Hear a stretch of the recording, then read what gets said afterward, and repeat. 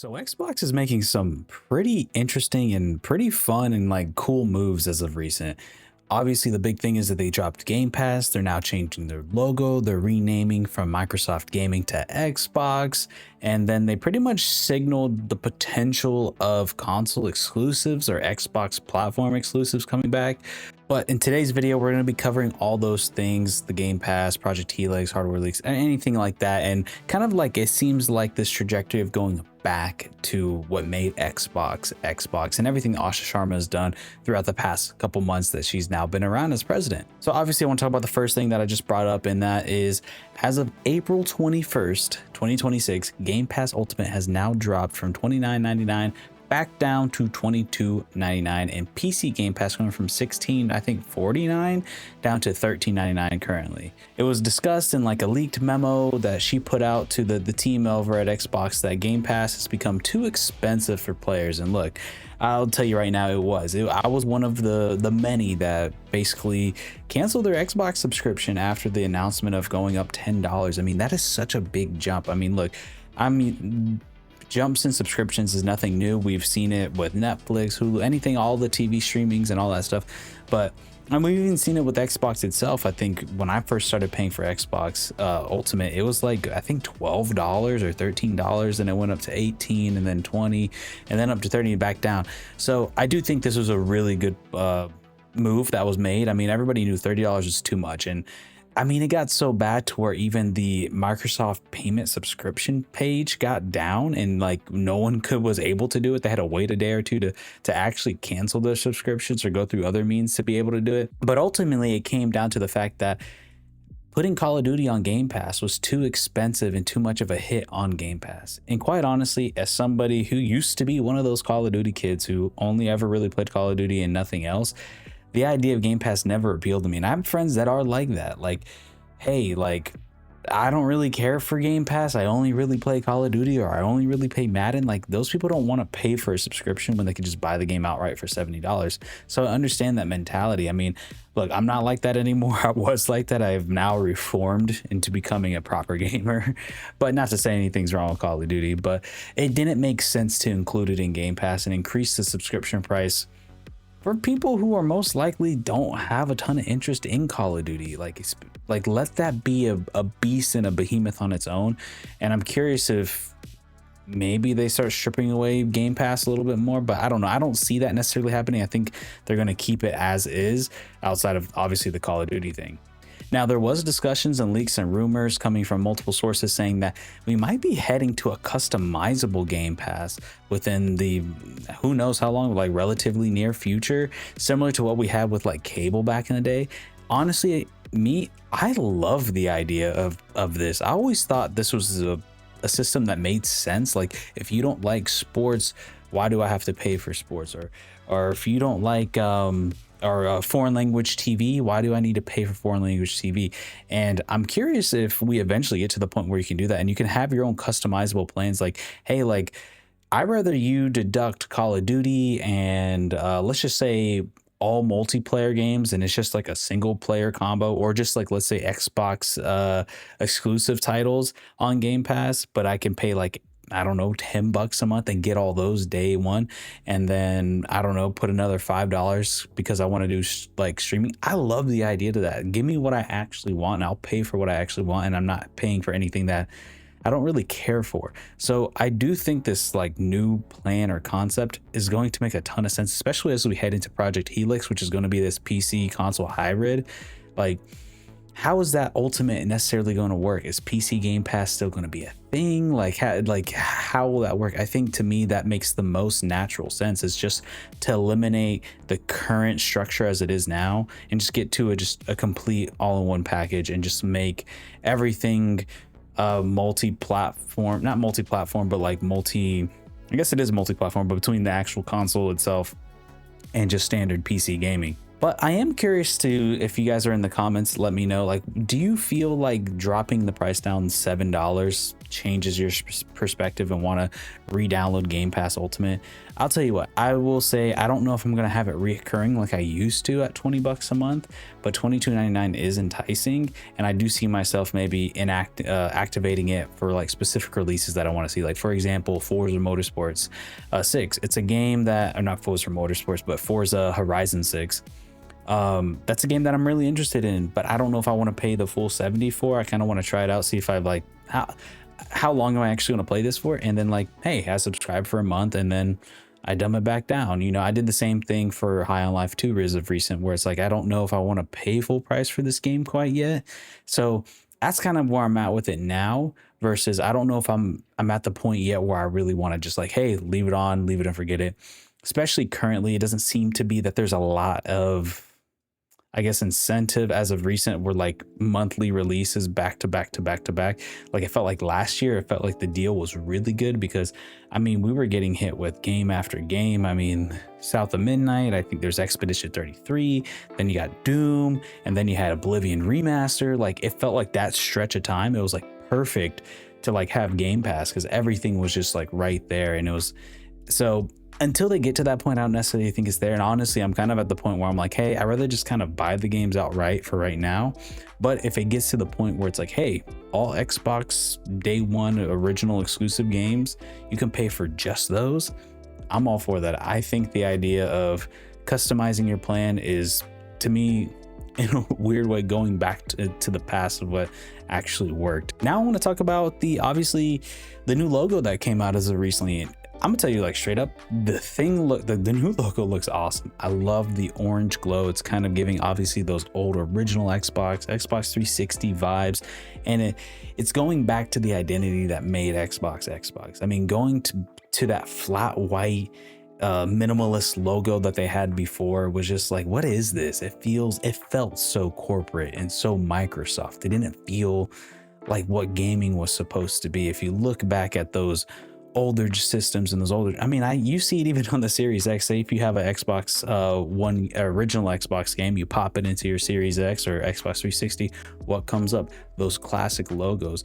I mean, the original Xbox had the best loading screen and logo, where it was like an alien like goop that was like developing into something, and to me that was cool. It added a certain identity and a feel of like, this is what Xbox is. It is this alien cutting edge technology, you know. And I feel like now it's switching to this minimalist feel is just like, it didn't never really feel right. And clearly this is an attempt to kind of reestablish the identity that was lost over the past few years towards the end of the Phil Spencer era. So I think this was just a really good thing to do, is like, hey, let's remind people who we are.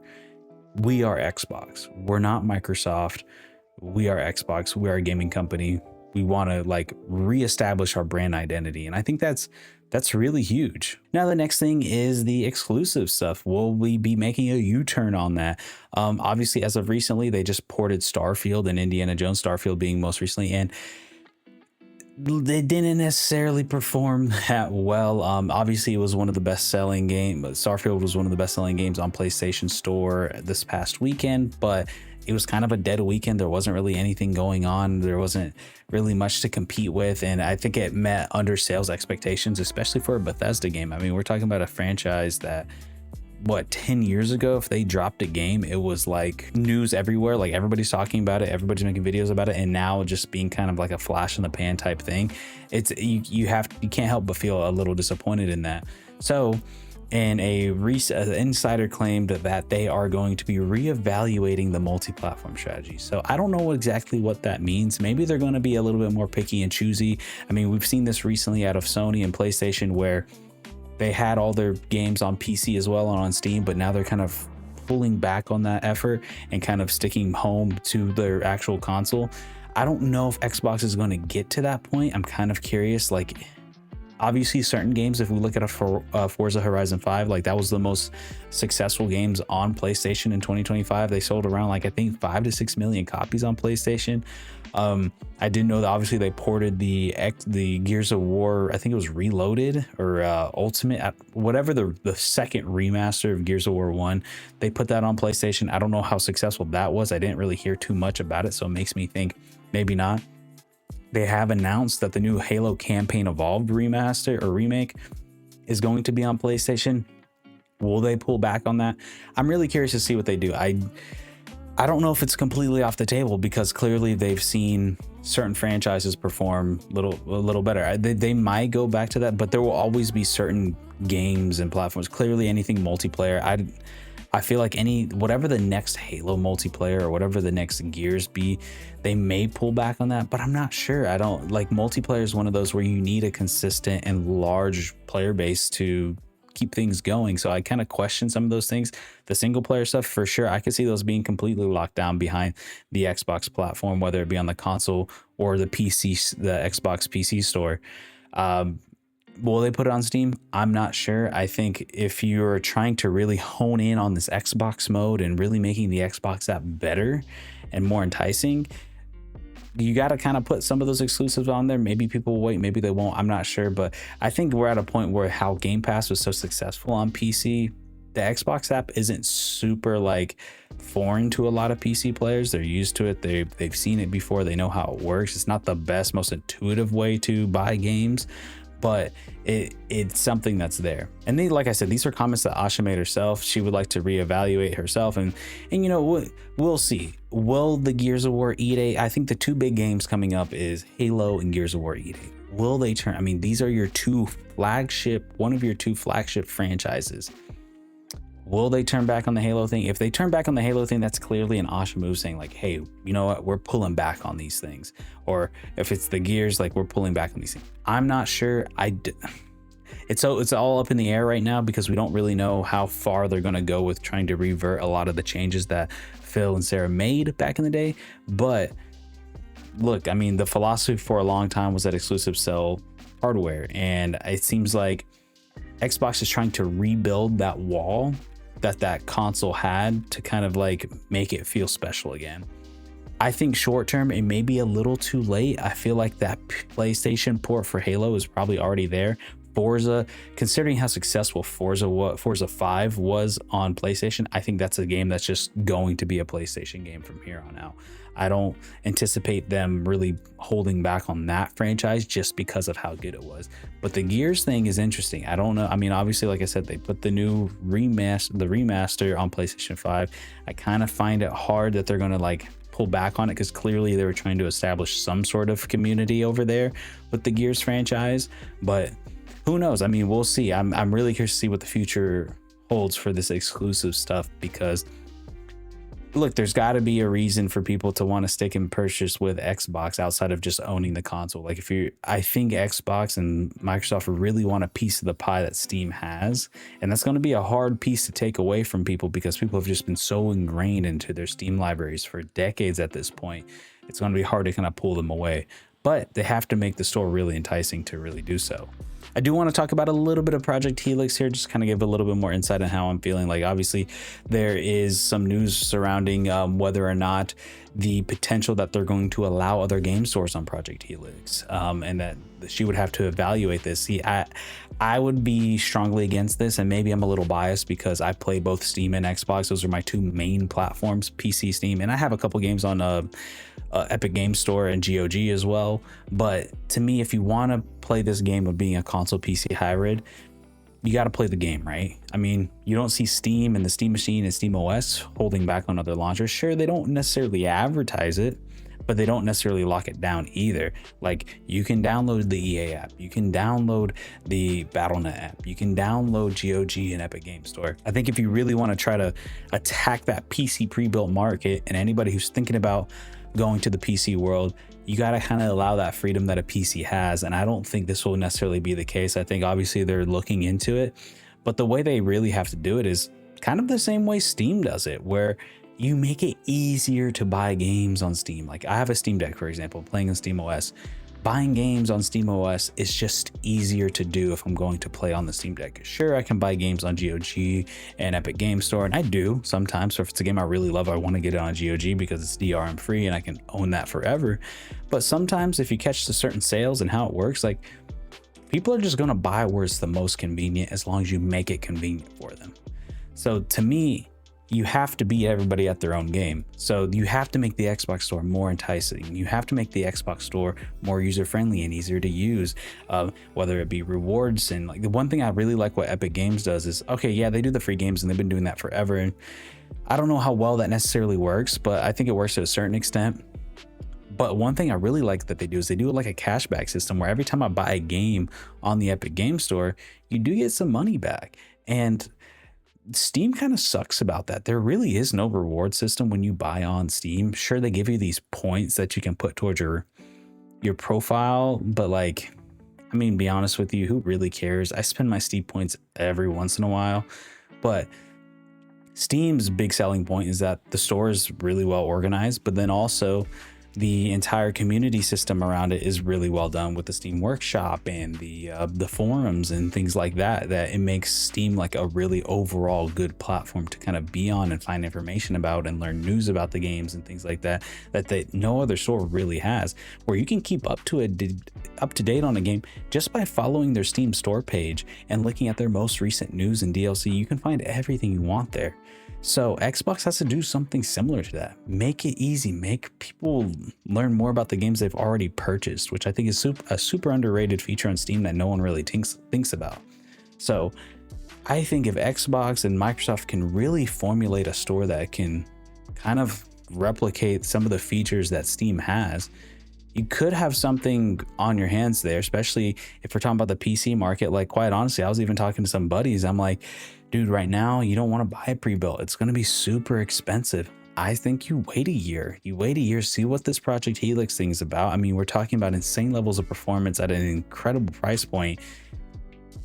You really want to wait and maybe see what's going on there, especially if you're going to be able to play the multiple different stores. So yeah, to me, you don't lock it down, but you make it easier. Say like, hey, you know what? I want to buy games on Xbox because I can play anywhere. I can play in the cloud. I can do it. There is some advantages that Xbox can utilize to their benefit to kind of keep people buying on their games. Now, there's just going to be some hardcore people that just refuse to buy it. But if you're trying to catch this new audience, some people just don't really care that deeply. I think the hardcore fans in the comments and the people watching this video right now are going to care a little bit more.